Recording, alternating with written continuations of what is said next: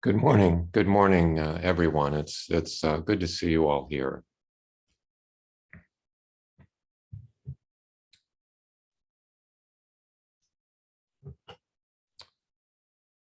Well, during that past 30 minutes, what happened? What was going on?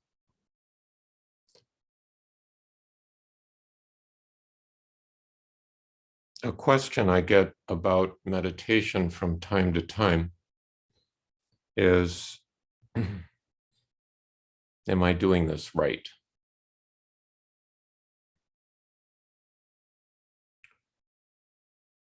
It's natural that such a question should come up. I'm sure it's probably come up for all of us and may indeed come up recurrently.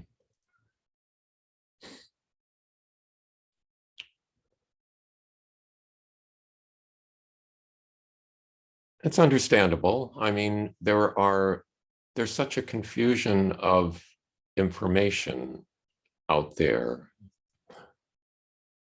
all the different methods of meditation that don't really seem compatible with one another. And we have such easy access to all that information. We can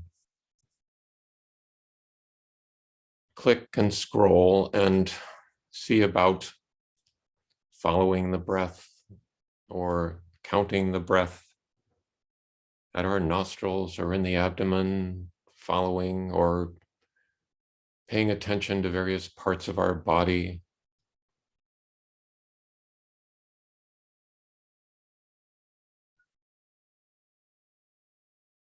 What you're supposed to do with thoughts, whether your thoughts should just go away or whether they should, whether you should sort of dwell with them, what's going on there. And there's also a confusion of expectations about meditation. Well, what should I expect from it? What am I going to get from it? And there's no real objective standard, is there? I mean, there's no, you can't sort of measure it in a way.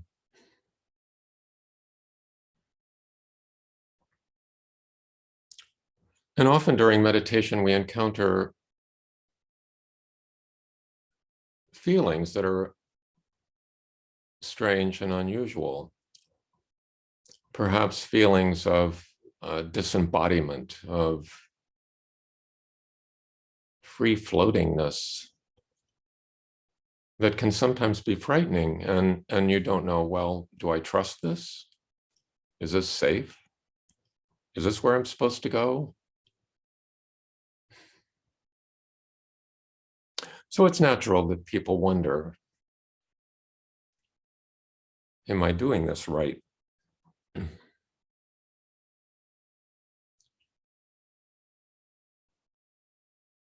So I guess I'd like to address that question over the course of the next few weeks. And we'll all address it together. And I'm not sure we'll be able to answer it, but maybe collectively we can grind it to dust. So that's what we'll work on during the next few weeks. I thought the core text to use for this, the source text we might use, is the Fukan-Zazengi of Dogen. Many of you are familiar with this. Fukan-Zazengi, Universal Instructions for Zazen. That Dogen wrote shortly after returning from China, when he had great enthusiasm and actually seems to be proposing that everyone practice Zazen. So he was trying to give a succinct description, which may or may not answer questions. It may pose more questions than it answers, but I thought I could just read the whole thing first so that we have a context here, and then we can focus on various parts of it and go off on tangents as the case may be. Fukan-Zazengi. The way is basically perfect and all-pervading. How could it be contingent upon practice and realization? The Dharma vehicle is free and untrammeled. What need is there for concentrated effort? Indeed, the whole body is far beyond the world's dust. Who could believe in a means to brush it clean? It is never apart from one, right where one is. What is the use of going off here and there to practice? And yet, if there is the slightest discrepancy, the way is as distant as heaven from earth. If the least like or dislike arises, the mind is lost in confusion. Suppose one gains pride of understanding and inflates one's own enlightenment, glimpsing the wisdom that runs through all things, attaining the way and clarifying the mind, raising an aspiration to escalade the very sky.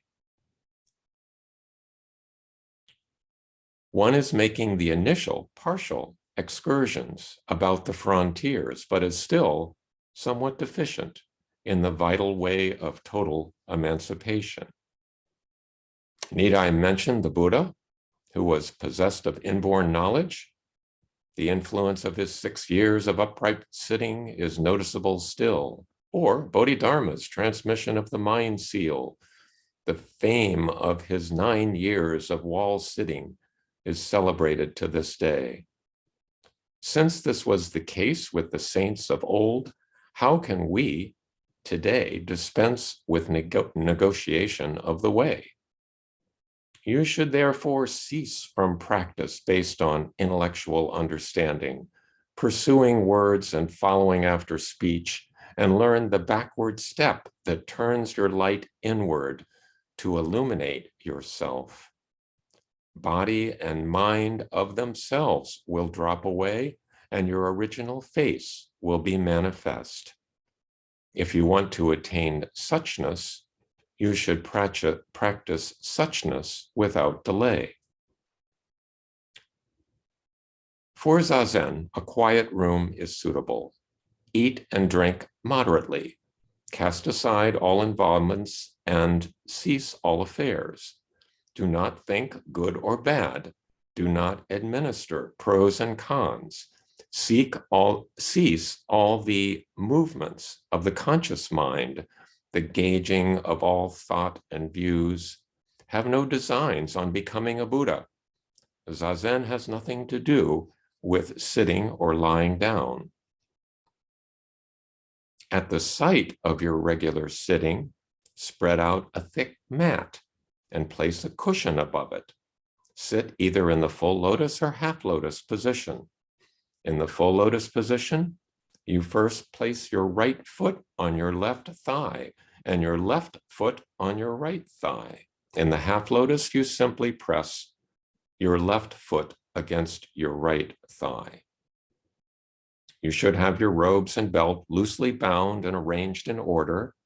Then place your right hand on your left leg and your left palm facing upward on your right palm, thumb tips touching. Thus, sit upright in correct bodily posture. Neither inclining to the left nor to the right, neither leaning forward nor backward. Be sure that your ears are in plane with your shoulders and your nose in line with your navel. Place your tongue against the roof of your mouth with teeth and lips both shut. Your eyes should always remain open, and you should breathe gently through your nose. Once you have adjusted your posture, take a deep breath, inhale and exhale. Rock your body to the right and left and settle into a steady, immovable sitting posture. Think of not thinking. How do you think of not thinking? Non-thinking. This in itself is the essential art of Zazen. The Zazen I speak of is not learning meditation. It is simply the Dharma gate of repose and bliss, the practice realization of totally culminating enlightenment. It is the manifestation of ultimate reality. Traps and snares can never reach it.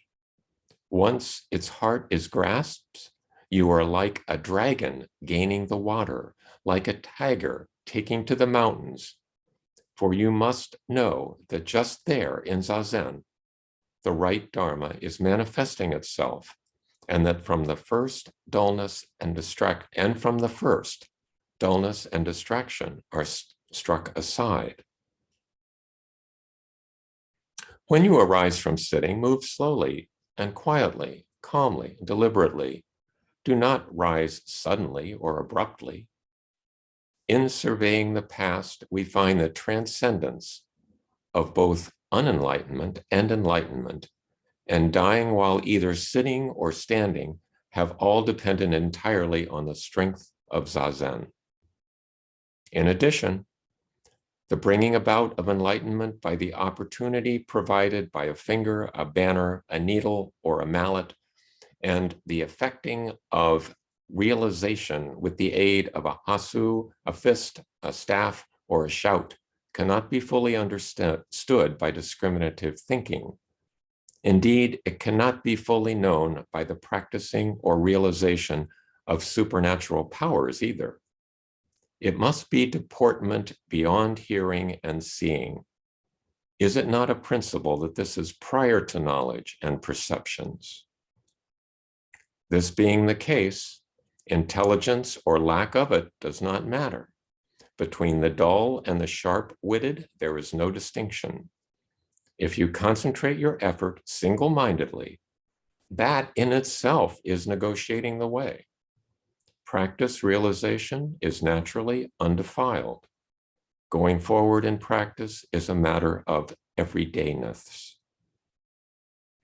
In general, this world and other worlds as well, both in India and China, equally hold the Buddha seal, and over all prevails the character of this school, which is simply devotion to sitting, total engagement in immovable sitting. Although it is said there are many minds as there are persons, still they all negotiate the way solely in Zazen. Why leave behind the seat that exists in your home and go aimlessly off to the dusty realms of other lands? If you make one misstep, you go astray from the way directly before you. You have gained the pivotal opportunity of human form. Do not use your time in vain. You are maintaining the essential working of the Buddha way. Who would take wasteful delight in the spark from the flintstone? Besides, form and substance are like the dew on the grass, destiny like the dart of lightning, emptied in an instant, vanished in a flash. Please, honored followers of Zen, long accustomed to groping for the elephant, do not be suspicious of the true dragon. Devote your energies to a way that directly indicates the absolute. Revere the person of complete attainment who is beyond all human agency. Gain accord with the enlightenment of the Buddhas. Succeed to the legitimate lineage of the ancestors' samadhi. Constantly perform in such a manner, and you are assured of being a person such as they. Your treasure store will open of itself, and you will use it at will.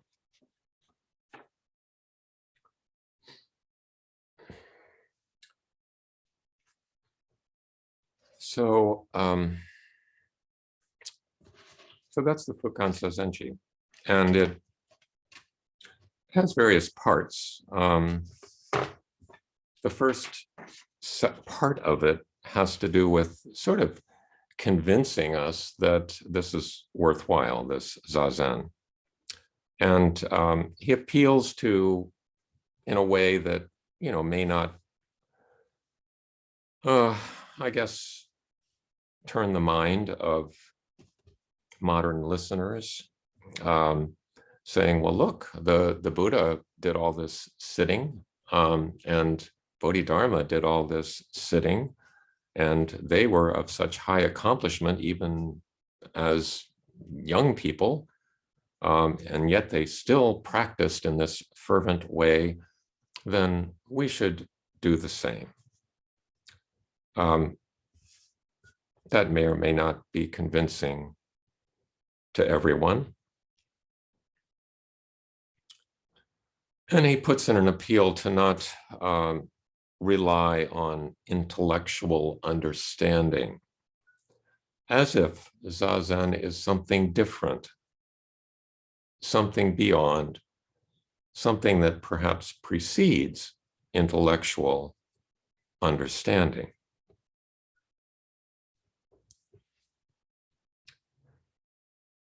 So this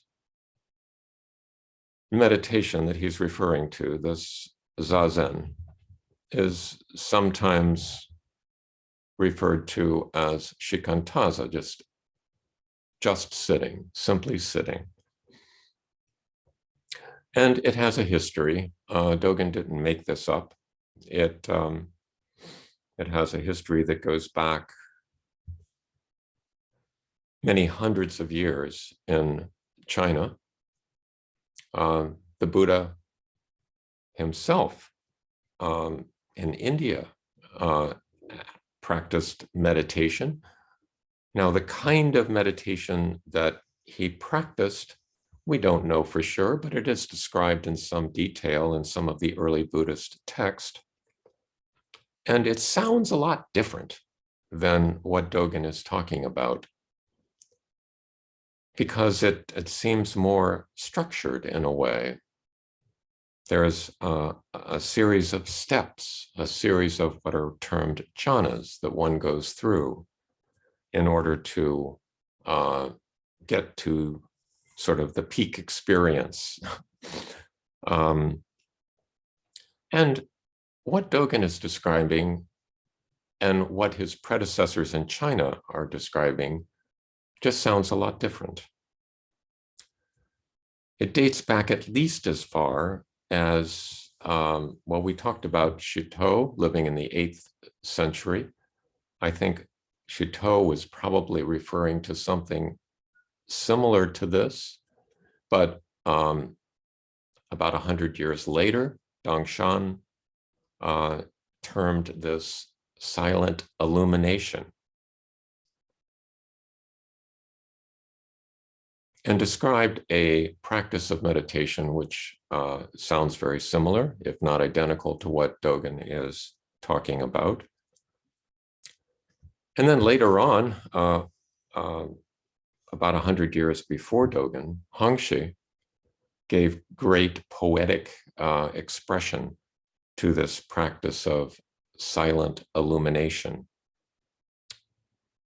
And Dogen would have been, when he was in China and exposed to the literature there during his stay, would have been aware of Hongxi's writing, and in fact refers to them at times.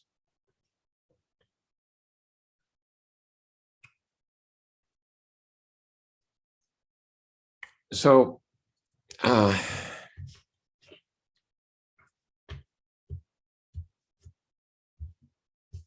I think I'll read just a brief section from, Hongxi writes in these little poetic paragraphs, and I'll read one of them just to give you a taste. It's called "Drop Off Your Skin, Accept Your Function." In daytime, the sun; at night, the moon. Each in turn does not blind the other. This is how a patch-robed monk steadily practices, naturally, without edges or seams. To gain such steadiness, you must completely withdraw from the invisible pounding and weaving of your ingrained ideas. If you want to be rid of this invisible turmoil, you must just sit through it and let go of everything. Attain fulfillment and illuminate thoroughly, light and shadow altogether forgotten. Drop off your own skin, and the sense dusts will be fully purified. The eye readily discerning the brightness. Accept your function and be wholly satisfied. In the entire place, you are not restricted. The whole time, you still mutually respond. Right in light, there is darkness. Right in darkness, there is light. A solitary boat carries the moon. At night, it lodges amid the reed flowers, gently swaying in total brilliance.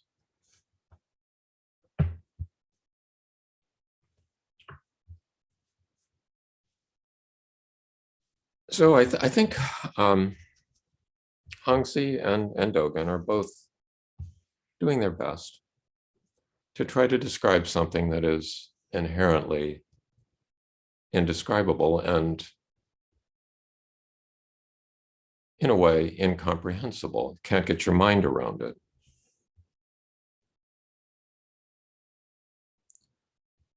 So what then is the point of practice? Dogen was dealing with this question. At the time, it was popular in Buddhist circles in Japan to assume that everyone was endowed with Buddha nature, that we had the potential to be Buddhas. And if one is endowed with Buddha nature, what's the point of making all this effort to practice? That was a question that Dogen repeatedly asked. What is the point of this practice? Why subject oneself to this? And I think now, as a 21st century individual, it can be immensely confusing. And it seems like the more popular meditation and mindfulness becomes, the more potential for confusion there is, because it's being sold as a self-help method, as something to make you a better person, to even make you just more focused, even more wealthy, more productive. And Zazen is not about any of that. So Dogen Zazen and this practice of silent illumination that was carried forth throughout the centuries in China preceding Dogen has more to do with investigating the self, seeing the true self.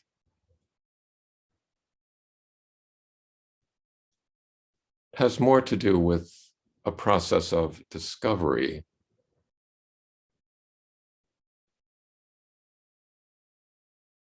It has more to do with just receiving what is already present, instead of making something or bending something or turning one thing into another. It's not a manufacturing or a fabrication process. It's a process of discovery. And it's a subtle practice. I think it's very natural to at times wonder, am I doing this right?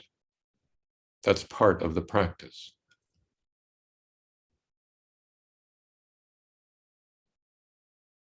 And sometimes we just need to sit with that question.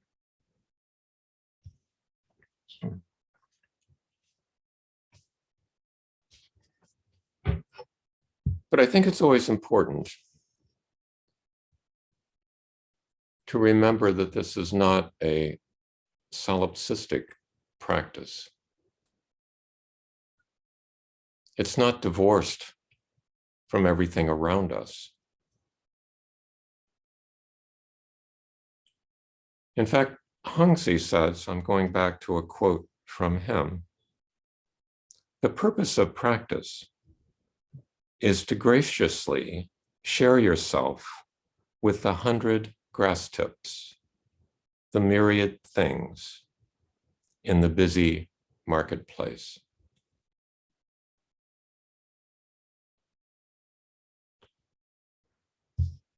So there's much more to talk about, but I think I'll stop there.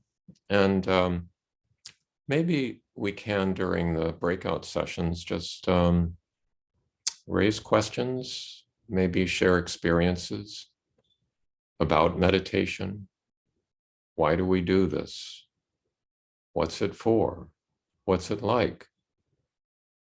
How does it change?